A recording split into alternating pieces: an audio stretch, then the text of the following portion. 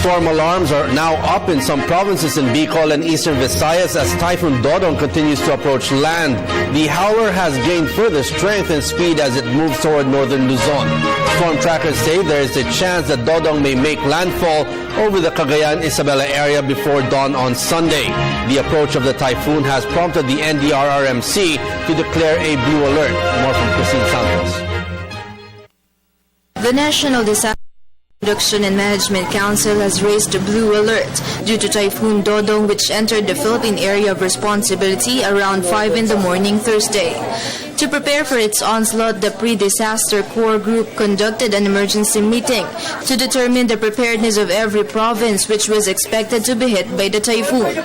Raising a blue alert means 50% of the agency's workforce must report for duty. According to NDRRMC spokesperson Romina Marasigan, this includes Pag-asa DOST, DSWD, Department of Health, AFP, PNP, Coast Guard.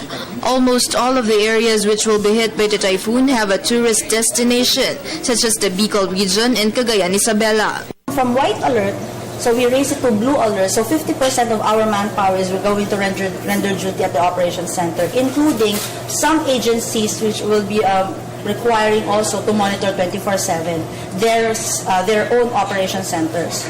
And then when we raise it to red alert, then the members of the National Council, including the other agencies which are not rendering duty during blue alert, will be rendering duty here at the operation center. And normally when we raise alert status, we are already activating as well the response cluster. The NDRRMC advised those who have plans to visit typhoon-affected areas to be cautious and determine whether the evacuation areas are.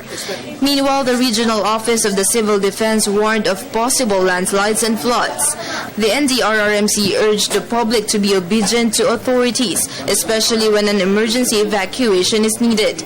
On the other hand, the Coast Guard and the local government are strictly implementing the no-sail zone policy. Fishermen are advised not to venture out in the sea for a few days accidents.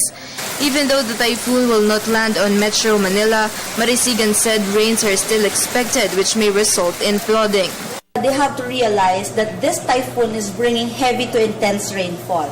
So it could bring bring floods or flash floods in areas where they are already experiencing talaga flooding in their localities. So it is important that one, they have to be one with the local government. That should there be a need for preemptive evacuation, heed the call, make your family safe, go to the evacuation centers. Number two, if it is not important to venture out, please stay at home. So it's important to have to monitor the weather reports so that you will be informed where the typhoon is, so you could actually act and stay at home, which is actually very necessary.